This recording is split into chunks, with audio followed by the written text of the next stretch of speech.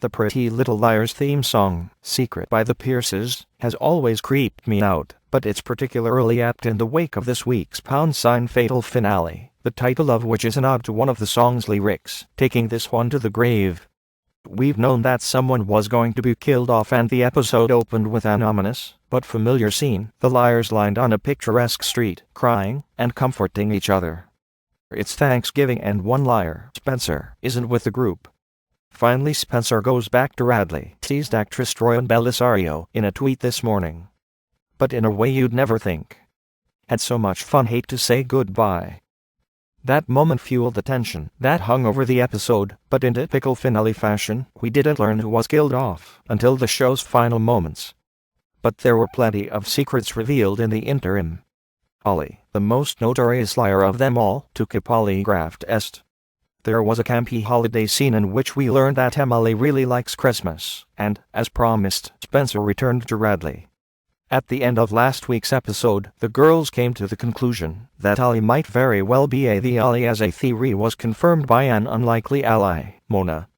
The girls paid Mona a visit at her house. "Why the grim faces?" Mona deadpanned. "Did somebody die?" The liars confessed that Ollie was at the police station, and they're worried about what she'd tell them. It's clear that Mona is their last resort for help. But she's also a good choice. When she asks why they came to her, Arya pipes up, "Because you're Mona."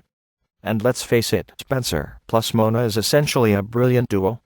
Mona later tells Spencer that she gained early admission to Harvard, Yale, Dartmouth, and Brown. And let's not discount Hannah's smarts, even though everyone else does. She apparently pulled Zach Morris, and did unexpectedly well on the set. She may not know her Churchill quotes, or how grilled cheese works, but she can ace a college admissions test. We got to meet Mona's mother, who would be easy to dismiss as absent or oblivious given Mona's detour to Crazy Town a few seasons back. Au contraire, Mona's mom seemed delighted that her daughter appeared to have friends, bringing tea and freshly baked cookies, Hannah's fave natch, out to the girls as they talked. As they parted ways, Mrs. V pulled Mona's former BFF Hannah aside and asked if Ollie's return was causing trouble. Hannah pointedly told her that she was no longer friends with Ollie, but acknowledged Mrs. V's concern. "I do think that Mona's afraid of her. We all are." After they left, Mona dialed an accomplice. "Send out a code, she's plotting something big." It was Lucas, of course. Lucas informs Mona that Allison got to the army. "Crazy Mona, that's what they're calling you now. Can I get a £? Poor Mona?" Her reaction sets the tone for how the liars will deal with their now enemy, Allison. "I think she's gone full-on socio," Mona tells Lucas. Later, in the bathroom at Rosewood High, Mona breaks down Ollie's game. "She can't play with her dolls if you won't let her," she tells the girls. They take turns wondering why Ollie chose them for her game. "She assembled the perfect group," Mona says. "Smart. Loyal. Admiring. Compassionate. I feel like there should be an acronym here. Alas. Emily, not surprisingly, is the most hurt. Bitch never loved me." Mona instructs the group not to tell anyone that she's helping them. And that it includes your bed buddies. For Spencer, that's Officer Toby, whose impending graduation from the police academy is apparently cause for roleplay. Emily and Paige dance around the fact that Paige went on at 8 last episode, eventually sharing a kiss. Arya and Ezra also turn a new page. Turns out Fitz is invited to the Montgomery family Thanksgiving. This is big. That leaves Hannah to keep the operation a secret from Caleb, which is impossible. If Caleb can't tell Hannah about seeing dead people, surely she can't tell him that they're working with Mona. Caleb joins Hannah, Paige, and Emily for an intense afternoon of Christmas spirit, decorating Em's house with all the trappings of the house you drive to see every holiday season, because it's so extravagantly lit up. Caleb's sense is that Hannah's hiding something, and she divulges every detail, which Mona is smart enough to anticipate. After teaming up with Lucas to hack into the Rosewood Police Department's internal files, she calls a meeting to reveal what she got her hands on, a video of Ollie's polygraph. Turns out Ollie didn't say anything that specifically implicates the liars, but it's clear that the police are focusing on Spencer and what they suspect to be her role in Bethany Young's death. There are questions about Spencer's amphetamine addiction and how loyal of a friend she was to Ollie. Mona enlisted Caleb's help in her little hackathon, and he's managed to find an affidavit that shows the police no longer consider Ollie a suspect in the murder of Bethany Young. They're zeroing in on Spencer, who, as the child of two lawyers, knows what the next step is: an arrest. The group quickly hatches a plan to infiltrate Radley in an attempt to establish a connection between Ollie and Bethany. Arya, continuing her volunteer work at the sanitarium, plays inside liar, while Caleb watches from the outside with Hannah barking nonsensical codes into the ears of Mona and Spencer, both very familiar with Radley, because they used to be patients there. Dressed as orderlies, they slip undetected, with Arya's help, into the records room, to find audio from Bethany's therapy sessions. Meanwhile, Emily is tasked with occupying Ollie's time. She invites Ollie over to her house, under the guise that it's Thanksgiving, and they're not talking, and it's really sad. As the Radley plan starts to go south, thanks to an appearance from Detective Holbrook, Emily temporarily forgets that she's supposed to be watching Ollie.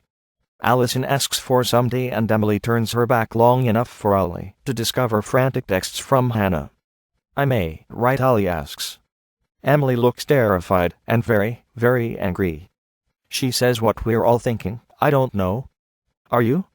Outside, Paige arrives with some chicken soup for Emily's date-night alibi, a scratchy throat. She sees Ollie leaving in a huff and getting into the car with Mindy and Cindy, the twins formerly known as members of Mona's army. Ollie has gotten to them. Paige ignores the fact that Emily's lied to her again and follows them in her vehicle. Back at Radley, Spencer starts to put the puzzle pieces together. Ollie's mom was having an affair with Bethany's father. With Holbrook on their trail, they take the tapes and run out of Radley's back door. Toby, the bed buddy with the least information about what's going on, wants to know where Spencer is. She's supposed to be at his graduation. Toby illustrates the perils of distracted driving, but he's saved by the fact that there's a full 10 minutes left in the episode. He emerges after the commercial break, alive but in a full leg cast. As the liars catch up over coffee the next morning, Thanksgiving, at the brew, Paige drops in to tell Emily that Ollie and the Indy twins led her to an abandoned farm where it appeared that Ollie was forming her own army. Seconds later, Holbrook and his partners arrive to arrest Spencer for the murder of Bethany Young. Spencer hasn't quite figured out how to use the videotaped confession Melissa left for her, so for now, Bethany's audio tapes are her best bet for clearing her name. And her Mona, who is listening to the tapes intently. She takes a break to send her mom off to Thanksgiving dinner, promising to follow after she finishes the report she's working on. She senses she's being followed and locks the door. She then calls Arya with a shocking discovery: Allison knew about her mom's affair and lured Bethany to Rosewood. She was jealous and wanted Bethany dead, Mona says. Allison is and now I can't prove it. Arya and Ezra race over to Mona's to see the proof, but someone else gets there first. A person in dark clothes with long blonde hair peeking out of the hood picks the lock on Mona's door and seals her unfortunate fate. Arriving at the house, Hannah, Emily, Arya, and Ezra make a grim discovery: there's blood everywhere, but no Mona. As Rosewood plays host to yet another crime scene, Holbrook announces that despite the fact that there's no body, they believe that Mona Vonderwall has been murdered. The liars, especially Hannah, are visibly upset. Ollie appears in the crowd as well, and it looks as if she's smirking. It's easy to think that the hooded blonde figure is Ollie. But then again, Chi-Chi Drake has proven that she bears a passing resemblance to Ollie. And anyone can sport a wig. With no body, it looks as if we're being set up to believe that Mona could make a return, a la her nemesis. But we see the undeniable proof: Mona's lifeless body in a trunk. The murderer goes to Emily's house and steals the baby Jesus from the Fields' nativity scene, replacing it with a bespectacled Mona doll. That's cold. The killer then places the Jesus on top of Mona's body.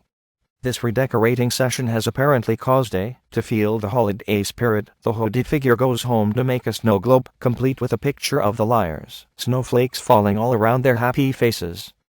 Lingering questions: who killed Mona? Does Jason know about his mom's other affair? Is Spencer going to tell the police about Melissa's confession? Can we stop pretending that Hannah's dumb?